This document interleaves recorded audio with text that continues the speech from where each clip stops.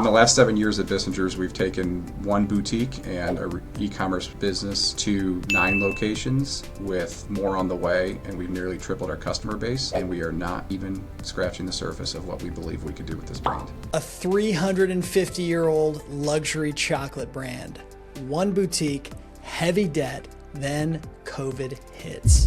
Most legacy brands would have stalled, but Dan Abel Jr. took Bissinger's handcrafted chocolatier, founded in 1668 as the confectioner to the French Empire, and turned it into a modern e-commerce success story. Dan, thanks so much for joining me today. Tell me about yourself and what do you sell? I am a second generation chocolatier. My parents started their first candy company in 1981, and I literally grew up in the business with my brother and sister. And today, not only do we have chocolate company, but we acquired Bissinger's handcrafted chocolatier about 7 years ago. Have you always been in the chocolate business your entire life, or did you do something before that? I did a couple side things, but I mean, from 12, 13 years old, we would work in the back in our candy kitchen with our parents. And the candy business was, it was the dinner table conversation. It was, what you helped out on the weekends, you helped out in the summer, vacation, holidays. So no, we literally grew up in chocolate. A lot of chocolate in the kitchen at that point? Never at home. We always had to go to the store to get it. I would always tell my dad, bring me a box of chocolates. And then, that was the lean days. He's like, there's no way I'm bringing home, we could sneak a piece, but, if it was a box of candy in the retail store, that was currency. That was a value. Yeah. So you guys acquired Bissinger's a few years back. Tell me about what the inspiration behind that was. Before Bissinger's, we tried a lot of things over the years and grew quite a bit, but we really felt that our core business was handcrafted chocolates with premium ingredients. And as we were going into the wholesale market, we would focus on that story more than anything. So if you came to us at a trade show, we would talk about that we don't use artificial colors, artificial flavors, artificial preservatives. We don't use hydrogenated oils. We don't use trans fats, and that we would only use sustainable cocoa. And then we kind of got to the product offering as a secondary thing. So it was all about, handmade with premium, the finest ingredients on the planet. And we felt that there was another company out there who really had that same core competency DNA, and that was Bissinger's. And when we heard that they were for sale and the opportunity to acquire them came up, we said we really should look into this, because there's something about Bissinger's that feels like us. The only difference is that Bissinger's has this 350-year brand story, and it's just the best story in chocolate ever told. And I felt that I wanted to be the one to protect that brand and company into the next generation instead of a big corporation buying it, because I felt that they would never give Bissinger's the time and love that it needs if it wasn't someone like us. Buying a multi-100-year-old company can't be cheap. You've got Correct. The legacy, you've got the infrastructure you're purchasing, you've got the customer base. How in the world would you fund something like that? It was private funded through the family. The business was growing at the time. Chocolate was a larger company than Bissinger's, and so we were able to go to our bank and secure the financing needed for the acquisition. Nice. And then on top of that, we had purchased a building just a year before, and which it was mostly empty. It was just for future growth. And then there was a lot of construction to move Bissinger's into our facility. There was the purchase, but then there was the retrofit as well. Well, things don't always work out as we planned. Tell me about something that didn't work out exactly the way you expected. Well, the Bissinger's deal closed in the middle of June of 2019, and we really needed a year to integrate everything in properly. We felt that we needed to do it in 6 months because of the holiday of that year. So we pushed hard, and it was morning, noon, and night integrating Bissinger's, from moving their, mail order software into ours, integrating their items into our ERP system, the people moving over to our facility, actually moving their equipment and building it out, just getting everything set up to run both companies, out of 2 facilities, and et cetera, et cetera. So we did all that in 6 months, and it was a year's worth of work. And then what happened in January of 2020? COVID. Yeah. So we had these grand plans. We went out to San Francisco for a national trade show, and both brands came together for the first time ever in one booth.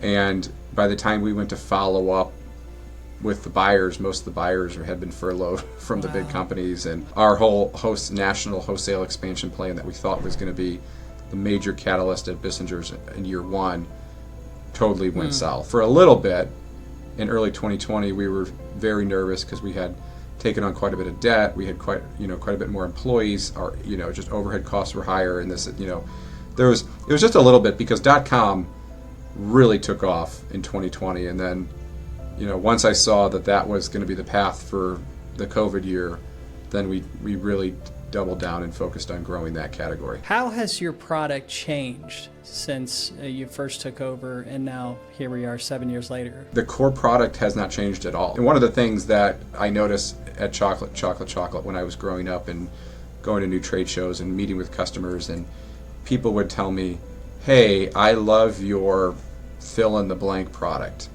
And they tell me why they love it, and they tell me the flavor profile, and they tell me the first time they had it.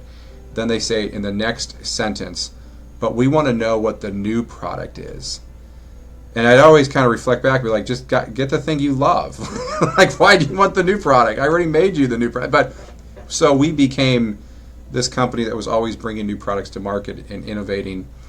And then Bissinger's, the first year in 2019, we said, let's not make any changes. Let's make this, make sure that everything is 100% the same, and it's seamless for the customer that's been buying Bissinger's for decades.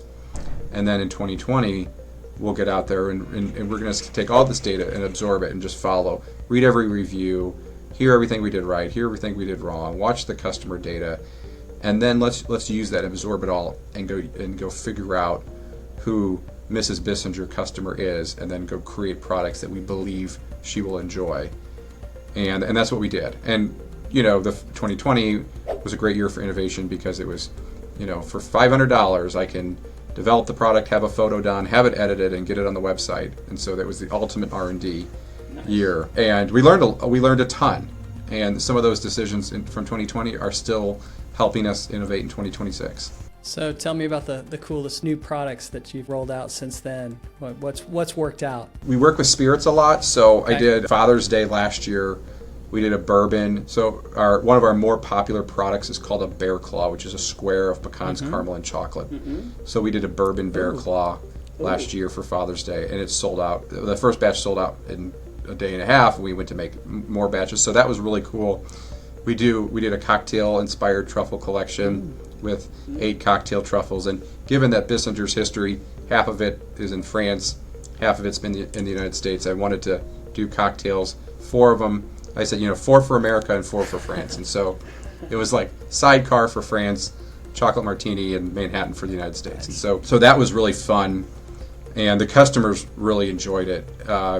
We launched a creme brulee chocolate bar to replace one of our legacy flavors that we wanted to retire, and that one is now the #1 milk chocolate bar that we sell, and it tastes just like creme brulee. And I really thought, give me a French, Parisian pastry that has this American appetite as well, and creme brulee worked really well for that. But one of the main things that we've done is we hired an illustrator. We went through a couple, but we hired an illustrator to do all of our seasonal packaging. So we actually do illustrations on all the packaging. Cool. And to this day, I walk into a Bissinger's boutique sometimes, and someone, customers come up to me and says, "Are you the owner? I love your packaging. I love it. It's so."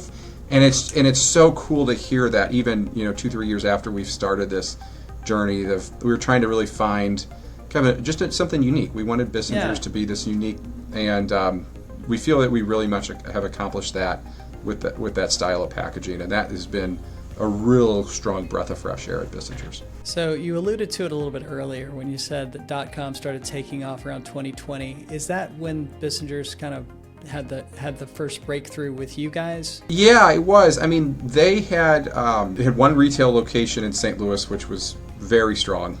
Dollars per square foot, it was very strong. And then the wholesale was kind of where they were growing over the years. They had tried, the previous ownership had tried to go into some big box, so they were in some big grocery store chains at the time.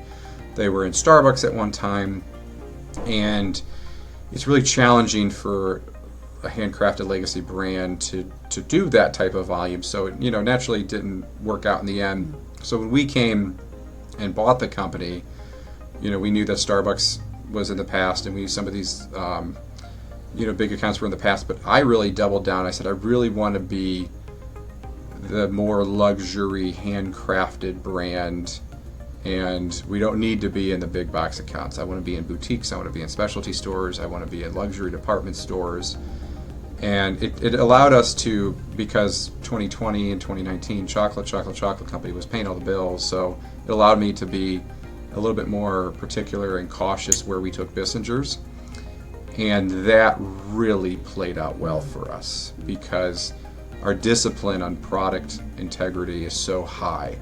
We needed to force ourselves for our discipline of where the Bissinger's brand lives to be just as strong, and the two go very well together.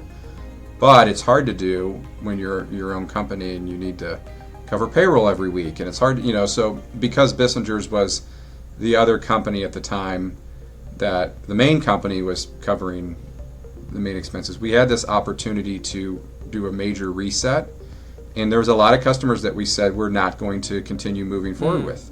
They were profitable customers, and they were, they were doing some volume, so it just wasn't right for Bissinger's. But by far, best decision we've ever made. It was just a very scary one at the time. So related to the various sales channels that you would have for Bissinger's, are you buying traffic at Facebook? Are you doing it on Google? Where are you getting traffic? One thing about Bissinger's which is unique, is we're one of the original chocolate catalogers. So Bissinger started with a chocolate catalog in the early 70s. Okay. They were literally, I hear stories of the mailman would come by with this burlap sack of checks and drop them off every day with everyone's mail order and check in there, and they would be processing. And then to think about the long term, well, how do you do inventory control? Because if the 250th order is a box of 60 decorated mints and you don't have them, you have to go quickly make them. And so back in the day, direct-to-consumer mail order was so much different than it is today with the technology we have. But so, they started pretty much before everybody. That has morphed into direct-to-consumer. So at one time, the only advertising medium that Bissinger's did was catalogs, distribution and catalog prospecting. To this day, we still print and publish 7 catalog editions, but it really is just a marketing channel to funnel the website business. We're also on Meta. We're also on Google. We're also on Bing. We also do other, sometimes we do text marketing, email marketing. We'll do other. We'll try a lot of things sometimes, but there's no doubt when we have an attribution software that monitors everything in real time as well. There's no doubt when the catalog drops, Google is more effective. Sure. Facebook is more efficient. So all of them, that ROAS just spikes. And sometimes the marketing teams that are on, we have a marketing team for each one of those categories. They're always like, "Oh, look how strong we were this week." I said, "No, I just dropped $250,000 catalogs in the orbit. That should help you, right?" The catalog. Yeah, that makes sense. So it's now. Would I recommend, a chocolatier starting out in 2026 to go create a Probably not. It's one of those things that just really hyper works for Bissinger's, but maybe not most other brands. Right. Yeah. Here we are in 2026, and you're dropping $250,000 catalogs, and that's what's feeding the rest of your channels. It's amazing. I know. It's the we always say it's the Bissinger's way. Nothing makes sense. It's just the Bissinger's way. Let's talk about financials. How long has the company been in business? Bissinger started in 1668. Yeah, in 1668 they were awarded the Confesseur Impérial, which in English means confectioner to the empire, by King Louis XIV himself. Was that the Sun King? It was. And we don't know if he was the chef at the Palace of Versailles. He found Bissinger somehow and appointed, but we don't know if then he stopped becoming a business to the public, because all of the stories and artifacts and archives that we can find talk about Bissinger's at the palace, and all of these famous European families that would go to the palace as a guest of the king and queen would consume Bissinger's. And it wasn't until we know that the first American store was in 1845 in Cincinnati, Ohio, and they referenced in newspaper clippings from the 1800s, this is the famous Bissinger's from France. They were the confectioner to the empire. We have so much compiled, but truly as a retailer in the United States, that starts in 1845. And you guys took over 7 years ago, is that correct? We did in 2019. So I always say if I do this for the next 50 years, that I won't even be making a dent in Bissinger's history. And in that time, what kind of growth have you seen? 160, 170%. Companies we've doubled in size and then some. And this is not a small company to begin with, right? Right. Yeah. No. They were established in St. Louis for a long time, but I mean, we've really. Once I kind of find something that works, I can't stop myself. And so, from the first couple of years, it was direct-to-consumer growth, which wasn't the plan. The plan was to maintain the direct-to-consumer division as kind of, we always said it was the catalog was the nucleus of the brand. If retail did well, the catalog would do well. If wholesale did well, it would help the catalog. So we always thought it was the center of the company, not the front of the company. And when COVID happened, it was the business. Our retail stores were forced to close by the government said we were not allowed to be in business. A lot of our wholesale, the department stores that we sold to, we sold groceries, so those could stay open, but a lot of our businesses that we sold to were not allowed to be open for several months. So in 2020, at one point, it was the .com business. And so that, on a national scale, has been a huge catalyst for wholesale. You've been through a lot, 7 years. Went through COVID. You had to learn that Ecom was the path forward with the catalog. And what are some of the things that you've learned, or what kind of transformation has happened to you personally in that 7-year period? Well, I've had 3 kids. I've so much personally, so much in business, but. One thing that we learned probably, and I thought I knew this when we bought the company, but I truly know it now, that if you really, focus on all of the right things with your brand, you can build some really loyal customers.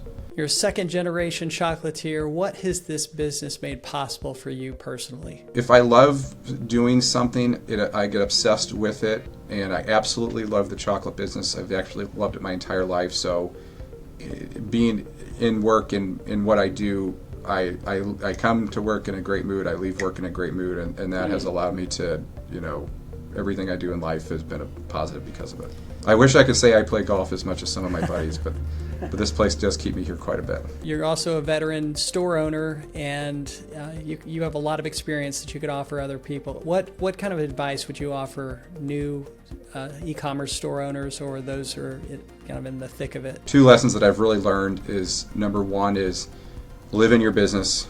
It's really hard to run a manufacturing facility or a direct-to-consumer business or a retail business if you're not connected with your business. It's very hard to do that from a beach.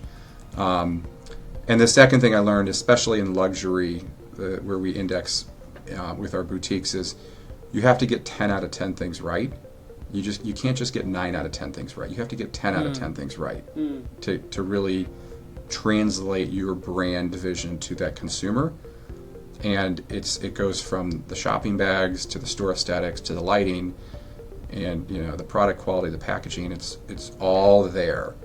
And the consumer is looking at all of that as one thing. We look at it as different things. The consumer walks in and looks at it as one thing. So if you don't get it all right, then it's not right to them. Dan, really appreciate you bringing the value today. If somebody wants to reach out and connect with you, how could they do that? I am on LinkedIn. That is probably the easiest way to get a hold of me. If you're in St. Louis, stop by the factory.